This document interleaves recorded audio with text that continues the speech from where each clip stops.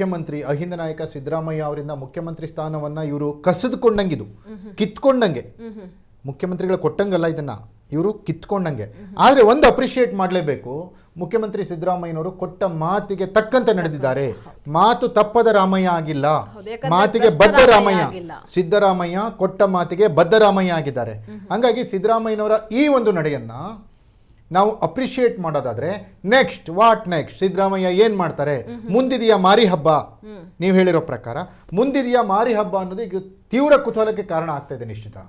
ಅದರ ಜೊತೆಗೆ ಸರ್, ಈಗ ಏನು ಸಿದ್ದರಾಮಯ್ಯ ಅವರು ರಾಜೀನಾಮೆನ ಕೊಡೋದು ಬಹುತೇಕ ಖಚಿತ ಅಂತ ಅನ್ನುವಂಥದ್ದು ಒಂದ್ ಕಡೆ, ಅವರ ಬೆಂಬಲಿಗರು, ಅವರ ಶಾಸಕರು ಏನಿದ್ದಾರೆ ಅವರು ಇನ್ನೂ ಕೂಡ ಅದಕ್ಕೆ ಇನ್ನ ಒಂದ್ ಸ್ವಲ್ಪ ದಿನ ಸಮಯಾವಕಾಶ ಬೇಕು ಅನ್ನುವಂಥ ನಿಟ್ಟಿನಲ್ಲಿ ಕೂಡ ಕೇಳ್ಕೊಳ್ತಾರೆ. 2-3 ರೀತಿ ಕಾರಣ ಇರುತ್ತೆ.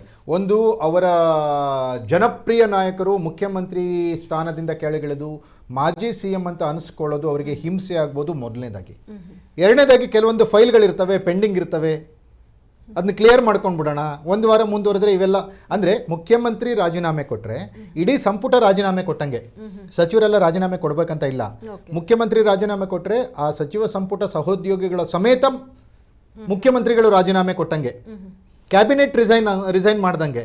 ಹಾಗಾಗಿ ಈಗ ಮುಖ್ಯಮಂತ್ರಿಗಳು ರಾಜೀನಾಮೆ ಕೊಟ್ಟರೆ ಸಚಿವರುಗಳು ಮಾಜಿ ಮುಖ್ಯಮಂತ್ರಿ ಸಿದ್ದರಾಮಯ್ಯ ಅಂದಂಗೆ ಮಾಜಿ ಮಂತ್ರಿ HC ಮಾದೇವಪ್ಪ ಅನ್ನೋ ಥರನೇ ಬರುತ್ತಲ್ಲಿ, ಬೇರೆ ಏನು ಬರಲ್ಲ. ಹಾಗಾಗಿ ಅವ್ರಿಗೆ ಯಾವ್ಯಾವುದೋ ಫೈಲ್ ಬ್ಯಾಲೆನ್ಸ್ ಇರ್ತವೆ, ಆ ಫೈಲ್ ಹಿಂದೆ ಏನೇನೋ ಬರಬೇಕಾಗಿರುತ್ತೆ, ಅದು ಬರಲಿ, ಅದು ನೋಡೋಣ, ಈ ಥರದ್ದು ವಿಚಾರನೂ ಇರ್ಬೋದು. ಆ ಫೈಲ್ ಕ್ಲಿಯರ್ ಮಾಡ್ಕೊಳ್ಳೋಣ, ಸ್ವಲ್ಪ ದಿನ ಕಾಲ ತಳ್ಳ್ರಿ ಅನ್ನೋದು ಇರ್ಬೋದು.